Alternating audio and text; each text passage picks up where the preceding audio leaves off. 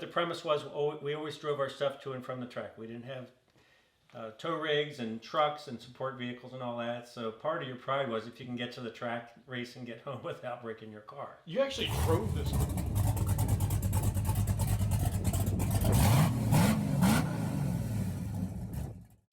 What's up, everybody? Brian Wagner, editor of Street Muscle Magazine, here with my buddy Greg and his awesome third-gen Firebird. Kind of met Greg through mutual racing friends and through the Dragzine podcast, and he hit me up and said, hey, why don't you come check out my car? I'm building a drag and drive car. Little did I know that I would be coming and checking out an awesome build, and the story behind this car is cool, but here's the awesome part. You on Street Muscle are going to actually get to follow Greg and I take this car from a kind of a finished state to, you'll see the video. Oh man, the thing looks done.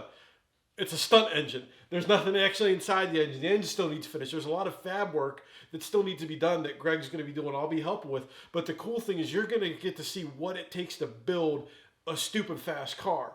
Now, Greg, this, we talk about this car's kind of got a cool story. Kind of walk us, how did you get this car?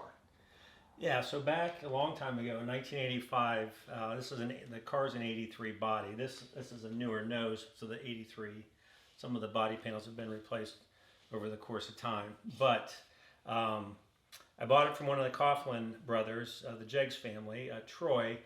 So Troy was in college, and from what I understand, he used to street race this car when he was in college, and I think he needed to sell the car.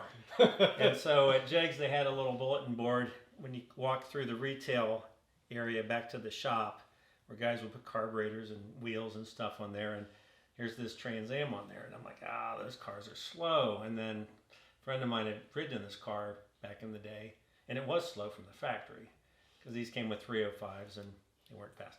So Troy put a 400 small block in it with bow tie heads, and back in 85 that was faster than anything you could buy. Back then the production cars were very slow. Now fast forward every year the cars started to go faster, but for 15 years, when the muscle car era died, the cars every year went slower and slower. So Troy, with the guys in the shop, they kind of took care of that, and he needed to sell the car. One thing led to another, and I bought the car. So, I'm just a young 21-year-old kid, and I've got a car payment on a race car. And one thing leads to another. You go to the track, and then you get bit. So tow rigs and trucks and support vehicles and all that. So part of your pride was if you can get to the track, race, and get home without breaking your car. You actually drove this car to Memphis to race in one of the original streetcar shootouts, didn't you? Yeah, 93. Yeah, so 93 they announced they were going to do a small tire class, and the car was done and fit right in there. And I used to run nitrous in the 80s, and I decided I just didn't want to mess with that stuff anymore. So I thought, what the heck, let's just try to drive it down there and qualify and have some fun and then get home without in one piece. And the car actually was able to do that. So I qualified, and the guys at Hot Rod and some of the other racers were kind of impressed by the fact that I drove it there and drove it home. Whereas some of the race cars down there were street cars, couldn't even go around the parking lot without overheating or blowing up.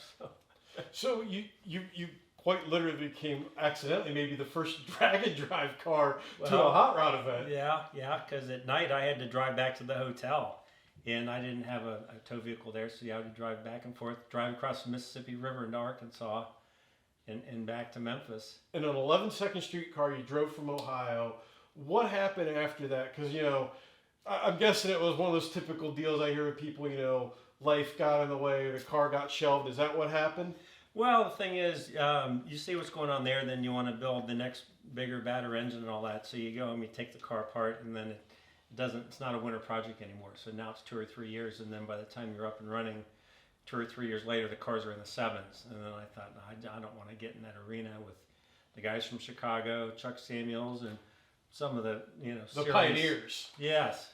So I kept it NA, messed around with some big cubic inch small block stuff, and went 920s at 149 on a small block motor, and then just in 1999 parked the car, and then I thought that winter, well, let's upgrade some stuff, but then ended up doing some other career path change as far as getting into some other stuff, and the car sat 15 years unexpectedly. Thank goodness I kept it, because a lot of times when you keep cars usually don't sit under cover 15 years. No. Usually they get sold at some point.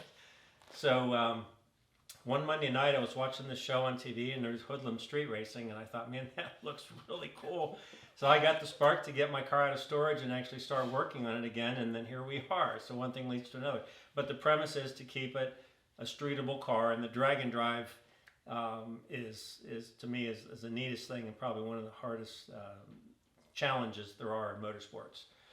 And you know, let's kind of, you know, we'll go into more detail about the combo and stuff later, but definitely the small block looks like it's gone now. It's gone. Kind of what have you created that's going to go in the car now? Yeah, so initially moved the car out of mothballs and took it apart. And for the first year, I wasn't sure what I was going to do, but being a fabricator, I knew I was going to go the turbo route. I helped a friend turbocharge a car in the late 90s, and he actually did really well at our King of Columbus races with a small block single turbo Mustang, and I did some of the work for him back then. That car was kind of a trailblazer in its day with DFI and a single turbo, running 820s on a small tire, which is... That was big back then. Yeah. That was fast. When you're beating like the big tire nitrous guy, you know, yeah. So anyway, the thing is, yeah, you can go small block and then you can go LS, but if you do that, then you're always thinking, oh, the next go around is going to be a big block. So I thought, let's just skip that and just go into a big block. So here we are doing a big block Chevy with a couple of turbos and yeah. So the firewall was moved back a long time ago. So I was already obligated with that. So you can see the VIN tag is really the only marker of the original car. The firewall's been moved way back, and so that let me put the turbos back there and keep all the plumbing basically as short and out of the way as possible. So we don't have turbos up front and headers jumping over stuff. And so it simplifies the package. Yes, you couldn't make any of the plumbing any shorter. Yeah, so that just, yeah. And you've done pretty much all of the work to this car so far, haven't you? Like yeah. The chassis, the whole deal? Yeah, everything, yeah. So the car's evolved over time, and yes, everything. So with that welder, I bought that welder a long time ago when I was working on the Mustang, and I saw that old welder. So yeah, learned how to TIG weld, and without those skills, I just wouldn't be able to do this. It's wild because you don't see a lot of people building a double frame rail car in a home shop. Home shop, yeah. So yeah.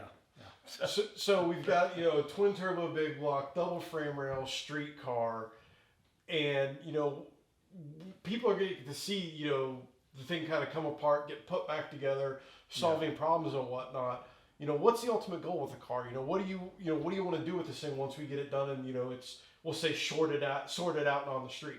It's like everybody else to run in the sixes because, you know, that's really the end of the road. There's elite guys out there running in the fives or low sixes, but I don't want to try to do that. I think there's a happy medium in the high sixes at 200 that I think the car will have a lot of longevity and not as much maintenance. Kind of like a boat. On Saturday morning, you want to get out and get on the boat and go have fun. You don't want to go to the boat and work on the boat because no one wants to work on the boat.